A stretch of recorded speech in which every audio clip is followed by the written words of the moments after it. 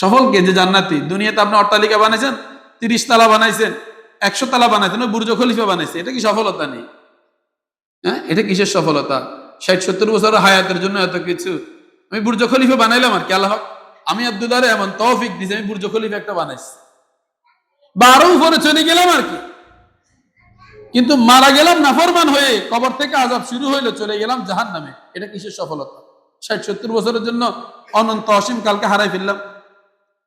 আর বিপরীতে ছিলাম কুড়ে ঘরে, আল্লাহ আমার অট্টালিকা করার তৌফিক দেয় নাই, কুড়ে ঘরে ছিলাম, বৃষ্টিতে ভিজলাম, রোদ্রে শুকাইলাম, কিন্তু যেদিন মারা গেলাম ঈমান নিয়ে মারা গেলাম, হাসতে হাসতে মারা গেলাম, কবর থেকে নিয়ামত শুরু, জান্নাতে পৌঁছায় গেলাম, এটাই না সফলতা? জালিকাল ফাওজুল আযীম, এটাই না সফলতা?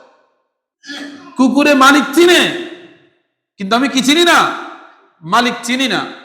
আপনি একটা কুকুরকে এক টুকরা রুটি দিয়েন, এক টুকরা রুটি দিয়েন, দেখবেন এই কুকুর পরের দিন আপনার কাছে আবার আসবে, লাথি দিলেও যায় না।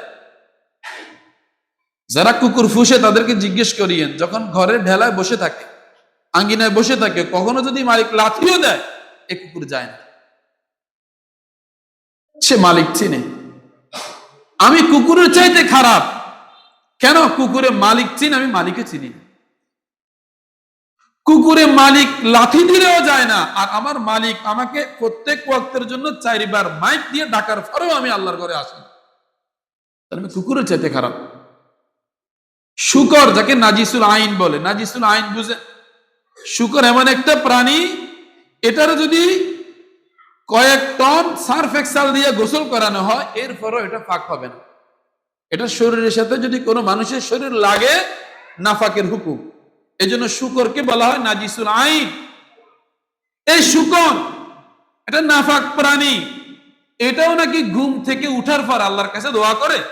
শুকর এটা নাফাক প্রাণী, ঘুম থেকে উঠার পর আল্লাহর কাছে দোয়া করে, ইলাহি কাইলা ইয়াকা আউয়ালা নাজরি আলা মাল্লা ইউসাল্লি, আল্লাহ আমি শুকরটার প্রথম দৃষ্টিও যাতে কোনো বেনামাজির উপর না পড়ে। আমি শুকরের প্রথম দৃষ্টি যাতে কোনো বেনামাজির উপর না পড়ে, কারণ বেনামাজি আমার চাইতে নিকৃষ্ট, আমার 4টা পা আছে।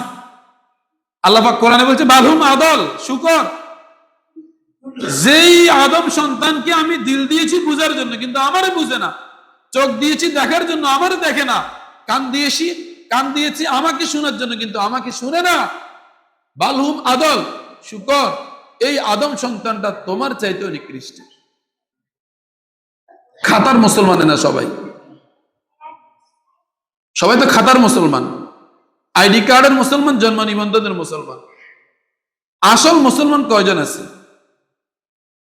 জান্নাতি আলামত কয়জনের মধ্যে আছে?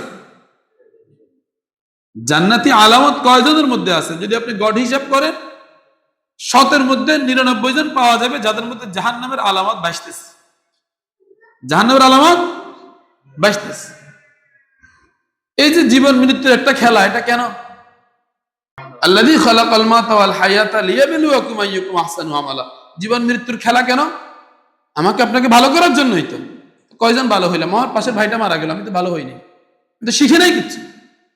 আমার মাতা পিতা মারা গেল আমার চোখের সামনে, তাদেরকে দাফন কাফন করে আসলাম, কি শিখলাম? কিছুই তো শিখিনি। আমি তো সে আগের মতো অবাধ্য রয়ে গেছি, নাফরমান রয়ে গেছি। আমার এখনো আল্লাহ পাক প্রতি ওয়াক্তের জন্য 4 বার ডাকার পরেও আমার আল্লাহর ঘরে আনতে পারেন। কিসের সংশোধনী হইলো আমার? কি শিখলাম এই দাফন কাফন থেকে? কিচ্ছু শিখিনি। আফসোস এটা। এই জন্য নামের মুসলমান বেশি, কাজের মুসলমান কম। এত অধঃপতন কেন? কাজের মুসলমান নাই যে, এই জন্য। ওই কাজের মুসলমান 313 জন ছিল, আল্লাহ পাক বদরে কাজ করে দিছে। কতজন দিয়ে কাজ হয়েছে বদর যুদ্ধে? 313 জন দিয়ে কাজ হয়ে গেছে।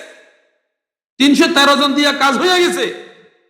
1000 কাফিরকে আল্লাহ পাক পিছু হটাই দিছে, ময়দান ছাড়তে বাধ্য করে দিছে 313 জনের কাছে। আর বর্তমান পৃথিবীতে কত কোটি মুসলমান? 200 কোটির উপরে আছে বর্তমান জরিপ। 200 কোটির উপর মুসলমান। মুসলমানদের গড় হিসাব করলে অন্য অন্য ধর্মের যদি ধর্মভিত্তিক হিসাব করা হয় তারা গণনায়ও আসবে না, কিন্তু সবার কাছে মাইর খাচ্ছে কারা? মুসলমানদের বাচ্চারা। কাজের নাই তো, কাজের 313 জন ছিল, কাজ হয়ে গেছে, এখন যখন কাজ শেষ, কাজের মানুষ নাই, 200 কোটি হওয়ার পরও মাইর খাইতে হয়। মুসলমানদের আসল সম্পদ, আসল পরিচয় হচ্ছে নামাজ। এই নামাজ নাই, নামাজ নাই। এটা জুমা পড়তে আসছে, এখন হাত তুলতে বললে অসংখ্য পাবেন যে আপনি ফজর পড়েনি, বেশিরভাগ ফজর পড়েনি।